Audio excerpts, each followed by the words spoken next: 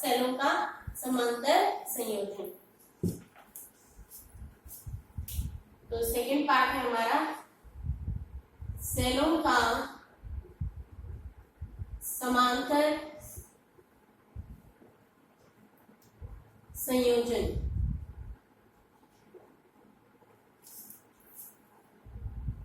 ठीक है बच्चों, तो सेलों का समांतर संयोजन में हमें क्या देखना है कि किस प्रकार से सेल को हमने कैसे जोड़ रहे हैं, कैसे संयोजित कर रहे हैं, समांतर क्रम में संयोजित कर रहे हैं। ठीक है, तो ये हमारा ए टर्मिनल हो गया, ये सेल हो गई, ये उसका इंटरनल रेजिस्टेंस, ये दूसरी सेल है, ये इसका इंटरनल रेजिस्टेंस,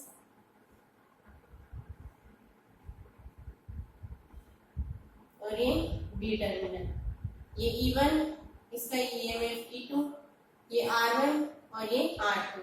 इसको पॉइंट देते A P Q A X Y. ठीक है, इस तरह से हमारे पास, और यहाँ पर ये जो टर्मिनल है ये मैट्रिक्स है, एक रेजिस्टर बाहर ये प्रतिरोध से इस प्रकार लगे हुए हैं, जो कि क्या है कैपिटल आर। ठीक है, अब हमारे पास ये संयोजन दे रखा है। अब इसमें बच्चों हम कैसे लेंगे, एक तो हम पथ, एक बार तो ऊपर वाला पथ लेके चलेंगे, ऊपर वाले पथ में इस वाली शाखा में कुल वोल्टेज की वैल्यू निकाल लेते हैं और इस वाले नीचे वाले पथ में कुल वोल्टता का मान निकाल लेते हैं। तो सबसे पहले हमने कौन सा पथ लिया बच्चे, वाला ए पी क्यू बी। कौन सा पथ लिया है, ए पी क्यू बी। इसके अंदर क्या निकाल लेते हैं, वोल्टेज लॉ लगाते हैं और इसकी वैल्यू निकालते हैं। तो कौन सी पथ में लिया है हमने, पथ ए पी क्यू बी में किरचॉफ का वोल्टेज लॉ लगा रहे हैं हम। क्लियर, तो ए पी क्यू बी। अब आप देखो ए पी क्यू बी, ये हमारी दिशा हो गई। Clear, A P Q B हमने जो पथ लिया है बच्चों वो इसी प्रकार से लिया है। हमने जो पथ लिया है बच्चों वो हमने क्या लिया, इस प्रकार से लिया है। ठीक है, और हम धारा की दिशा सपोज क्या बता रहे हैं बच्चों कि धारा जो है हमारी वो टोटल कैसी बह रही है, यहाँ पे, यहाँ आई धारा है, यहाँ पे गई I1, यहाँ पर I2, यहाँ पर भी I1, यहाँ I2, और बाहर वापस कितनी धारा निकल रही है, I धारा भी निकल रही है। बाहर कितनी धारा निकल रही है वापस से बच्चों, I धारा निकल रही है। क्लियर, I धारा बह रही थी और दो शाखाओं में क्या हो गई, विभाजित हो गई, और एट लास्ट धारा कितनी बह रही है, I धारा बह रही है। ठीक है, तो अब यहाँ से हमने कौन सा पथ लिया है बच्चों, ए पी क्यू बी पथ लिया है। क्लियर, कैसे चलेंगे हम, ए से पी, पी से क्यू, क्यू से बी। क्लियर, तो इस पथ में हमें क्या देखना है कि अब सबसे पहले यहाँ पर आ जाओ, धारा की दिशा इस दिशा में और पथ हमारा इस दिशा में लिया है हमने, पथ इस दिशा में, धारा इस दिशा में। ठीक है, और अगर ऐसे भी याद नहीं रहता तो ऐसे देख सकते हैं, हाई पोटेंशियल है, ये लोअर पोटेंशियल है। तो पथ जो है हमारा वो हाई पोटेंशियल से लोअर पोटेंशियल की ओर है, तो क्या होगा यहाँ पे पोटेंशियल में क्या होगी, कमी होगी, पोटेंशियल में क्या होगा, ड्रॉप होगा, तो ये क्या होगा, -E1। ठीक है, यहाँ पे धारा कैसे होगी, हायर से लोअर पोटेंशियल की ओर बहेगी। ठीक है, और धारा क्या है, विपरीत दिशा में। यानी आपको बताया था यदि प्रतिरोध में से निकलने वाली धारा और पथ दोनों विपरीत दिशा में होंगे तो डेल्टा पी उसके अंदर पोटेंशियल में क्या होगी, वृद्धि होगी। क्लियर, यहाँ पे तो पोटेंशियल में ड्रॉप हो रहा है और यहाँ पे पोटेंशियल में क्या हो रही है बच्चों, वृद्धि हो रही है। क्लियर, तो हमारे पास समीकरण क्या आ गई, -E1। और ऐसे भी याद रखने की जरूरत नहीं, अभी आपको बताया था अगर धारा नेगेटिव टू पॉजिटिव जा रही है और ये इसकी क्या है, विपरीत दिशा में। ठीक है, ये तो दोनों विपरीत दिशा में होंगे तो पॉजिटिव होगा, ये विपरीत दिशा में होंगे तो ये क्या होगा, नेगेटिव होगा। क्लियर, तो विपरीत दिशा में तो -E1 plus I1 R1। Clear, ए पर वोल्टेज कितना है, सपोज VA, बी पर वोल्टेज कितना है बच्चों, VB, तो यहाँ पे VA पे क्या होगा, VA -E1 plus I1 R1 किसके बराबर होगा, डी पर पोटेंशियल के क्या होगा, बराबर होगा। इसको हम ऐसे भी लिख सकते हैं या ऐसे भी लिख सकते हैं, या जो वोल्टेज है उसके अकॉर्डिंग आप लिखना चाहते हैं ऐसे भी लिख सकते हैं, minus E1 plus I1 R1 minus VB is equals to क्या होगा, 0 होगा। ठीक है, इसको ऐसे भी लिखा जा सकता है। क्लियर? तो VA minus VB is equals to E1 minus I1 R1, और VA माइनस VB क्या है बच्चों, पूरे बाह्य प्रतिरोध का क्या है, पोटेंशियल डिफरेंस, जो कि क्या कहलाएगा, टर्मिनल वोल्टेज कहलाएगा। क्या कहलाएगा, टर्मिनल वोल्टेज। तो इसे तो हम V से प्रेजेंट कर सकते हैं। V इज इक्वल्स टू क्या हो गया, E1 माइनस I1 R1 के बराबर। क्लियर?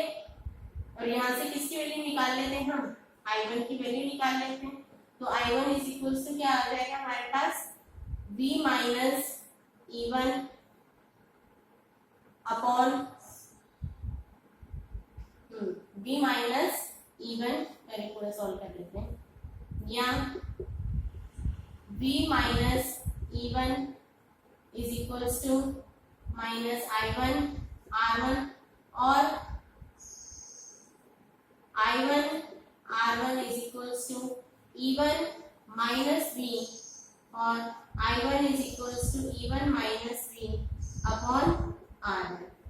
ये यहाँ से किसकी वैल्यू आ गई हमारे पास, किसकी वैल्यू आ गई, I1 की वैल्यू। किस परिपथ में, A, कौन से पद में, A P Q B में कितनी धारा बह रही है, इतनी धारा बह रही है। अब इसी प्रकार सीधा हम किस में निकाल लेते हैं, A X Y B में। तो इसको तो सॉल्व करने की जरूरत ही नहीं, सेम वही कंडीशन इसके लिए आएगी। तो सीधे इसके लिए I2 की वैल्यू डायरेक्ट लिख सकते हैं, I2 is equals to E2 minus V upon R2। Same वही परिपथ है।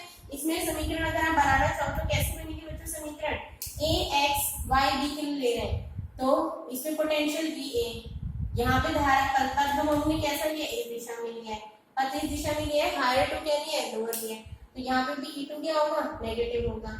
ये दोनों विपरीत दिशा में, यहाँ पर पॉजिटिव पोटेंशियल में क्या होगी, वृद्धि होगी। तो यहाँ पे plus I2 R2 is equals to VB। Same वही समीकरण बनी है, तो इसको हम डायरेक्ट सिमिलरली करके भी लिख सकते हैं। समीकरण 1 के समान A X Y B पद में धारा I2 बराबर E2 minus V upon R2 होगा। ये हो गया समीकरण 2। Clear?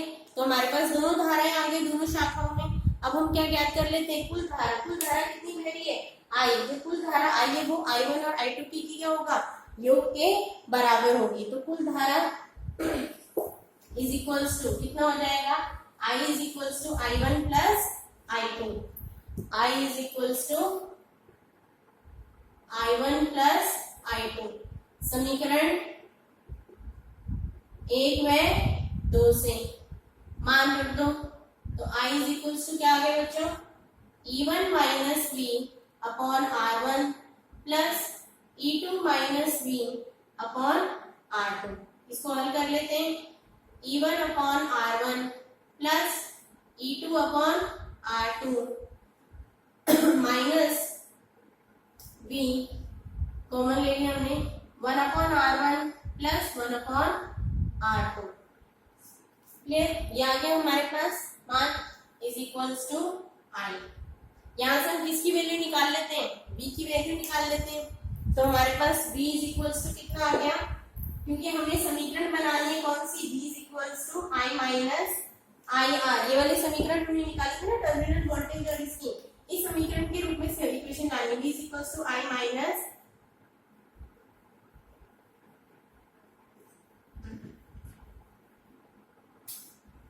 V is equals to E minus IR। ये वाली समीकरण के समतुल्य हमें क्या लानी है, समीकरण लानी है। तो सेम ऐसे समीकरण लेके आने के लिए किसकी वैल्यू निकालेंगे बच्चों, V की वैल्यू निकाल लेते हैं ऐसे। तो V की वैल्यू निकाल लेते हैं, तो क्या आ गया हमारे पास, I minus E1 upon E उधर लेके गए, V इधर लेके आ गए, 1 upon R1 plus 1 upon R2, इसको हम ऐसे भी लिख सकते हैं, सॉल्व कर लेते हैं, कैसे लिख लेते हैं हम, R1 plus R2 upon R1 R2 is equals to E1 upon R1 plus E2 upon R2 minus I। ठीक है, इधर लेके चलेगा और इसको इधर लेकर आ गए। v की वैल्यू निकालनी है, v इसको यहाँ पे रखेंगे, बाकी सारे टर्म क्या हो गए उस साइड से लिए नीचे। हमारे पास क्या आ गया, E1 upon R1 plus E2 upon R2, okay, upon में क्या आ गया हमारे पास R1 plus R2 upon R1 R2 minus I 1 upon R1 plus R2 upon R1 R2। ये आगे मान बच्चों, ठीक है, इसको आगे हल कर लेते हैं और इसको आगे सॉल्व कर लेते हैं। तो हमारे पास क्या आ जाएगी value,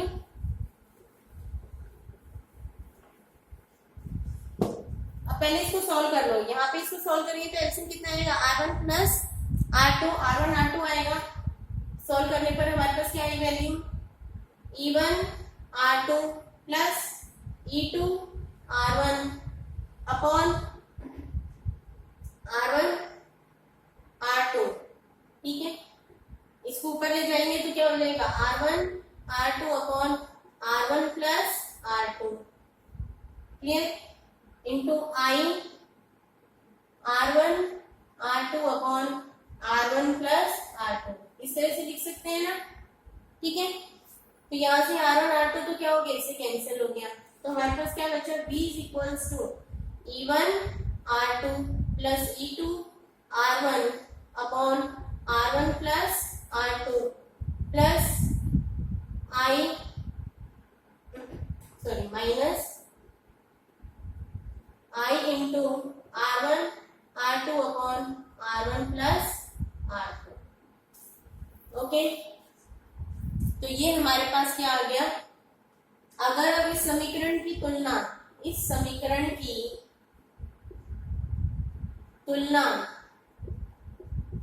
v is equals to E E Q minus I R E Q से करें इस समीकरण से इसकी अगर हम तुलना करें बच्चों, तो हमारे पास ई ई क्यू का मान कितना आ गया, ई ई क्यू बराबर क्या है यहाँ पे, E1 R2 plus E2 R1 upon R1 plus R2, और आर ई क्यू का मान यहाँ पर क्या है बच्चों, R1 R2 upon R1 plus R2, जो कि एक समांतर क्रम के लिए तुल्य वोल्टा का मान होता है, वही वोल्टा का मान आया है। और यहाँ पे ई ई क्यू क्या है हमारे पास, इसका मान ये प्राप्त हुआ है। इट मीन्स कि जब समांतर क्रम में अगर हम अपना सैनों को अगर संयोजित करते हैं तो उसके लिए तो आर ई क्यू उतना ही बना रहेगा, 1 upon R1 plus 1 upon R2, या R1 R2 upon R1 plus R2 inverse करके लिखते हैं तो ये आएगा मान। तथा ई क्यू का मान किसके इक्विवेलेंट होगा, समांतर क्रम के लिए आपको सीधा तुल्य प्रतिरोध, तुल्य वोल्टा ईएमएफ का मान निकालने के लिए दे देंगे, तो तुल्य ईएमएफ का मान, तुल्य विभवांतर बल का मान सीधे समीकरण से निकालेंगे हम। ई क्यू क्या होगा, E1 R2 plus E2 R1 upon R1 plus R2 की क्या होगा बच्चों, बराबर होगा। ठीक है, और उसमें हमारे पास सीरीज में क्या आया था, सीधा ई क्यू किसके बराबर आया था, E1 प्लस E2 के बराबर। यहाँ पे इतना कॉम्प्लिकेटेड आंसर आया, ठीक है ना। और वहां पर हमने दूसरी चीज क्या देखी थी कि अगर हम इसकी ध्रुवता को क्या कर देते हैं, उलट देते हैं, अगर ध्रुवता को क्या कर देते हैं बच्चों, बदल देते हैं, तो ध्रुवता को बदलने पर क्या हो जाएगा हमारे पास, ध्रुवता बदलने का मतलब यहाँ पर भी हमने जो फर्स्ट जो देखा था केस वो कैसा है, एक सेल के नेगेटिव को दूसरे सेल के पॉजिटिव से जोड़ा था सीरीज में, तो और इसमें हमने कैसे जोड़ा है कि उसका पॉजिटिव उसके पॉजिटिव के नीचे, उसका नेगेटिव उसके नेगेटिव के नीचे, मतलब वो दोनों के पॉजिटिव नेगेटिव साथ साथ में थे। अगर हम इनकी पोलैरिटी को चेंज कर दें कि उसका पॉजिटिव नीचे वाले के नेगेटिव के साथ है, उसका नेगेटिव नीचे वाले के पॉजिटिव के साथ है, तो हमारे पास क्या कंडीशन होगी। ये तो हमारा हो गया फर्स्ट पार्ट। सेकंड पार्ट देख लेते हैं हम एक बार, क्लियर है बच्चे। अब सेकंड पार्ट देख लेते हैं कि यदि ये तो हमने कंडीशन क्या देखी थी, E1 और E2। यहाँ पे लिखना चाहो तो ऐसे लिख सकते हैं कि E1 और E2 का प्लस माइनस दोनों कैसे थे, साथ साथ थे। अब हम जो केस देख रहे हैं, बी पार्ट जो देख रहे हैं, वो कैसे है हमारा, सेल का पॉजिटिव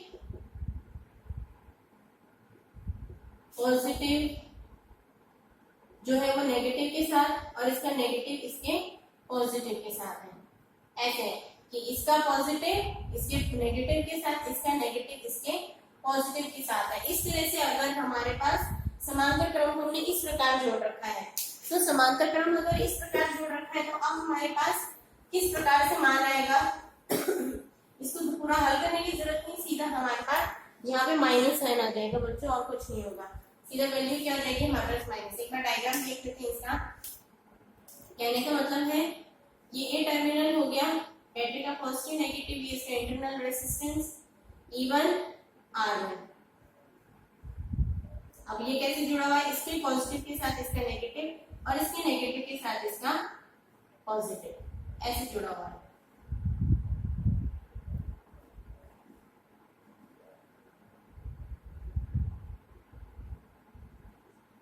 ठीक है, और वही same A P Q X Y B.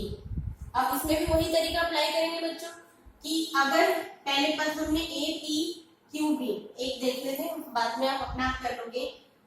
पद ए पी क्यू बी, पद ए पी क्यू बी में लेके चलेंगे, तो पद ए पी क्यू बी में डायरेक्शन वही है हमारे पास, I1 धारा बह रही है यहाँ पे I, यहाँ I, यहाँ I2, यहाँ I।